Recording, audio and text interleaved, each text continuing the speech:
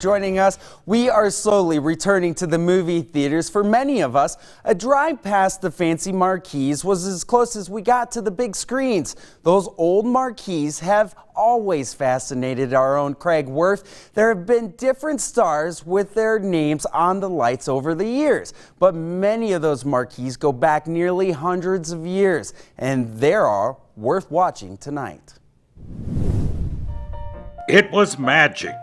There were images on screens bigger than life.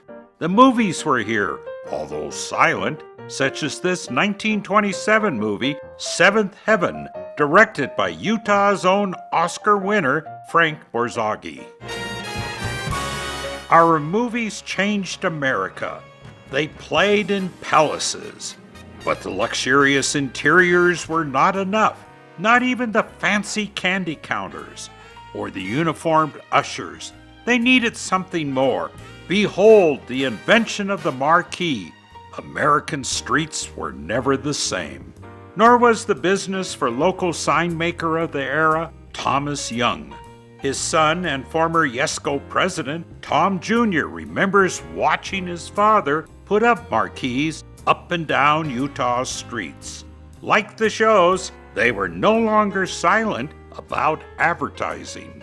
They had just come out of the silent picture era into their location on Main Street in whatever the little town might have been, or the big cities such as Salt Lake, and so they wanted to play up the pictures, and so the signs were the main attraction to get people in there.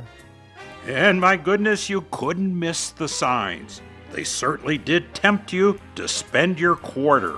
The show spread from downtown to neighborhoods along with the marquees, whether it was at the Gem, the Southeast, or the Gothic. And a lot of these little theaters sprung up almost every little town had at least one theater, and all up through Idaho, certainly through Utah. And as the blockbusters grew, well, so did the marquees. In fact, the old Center Theater was built around its marquee.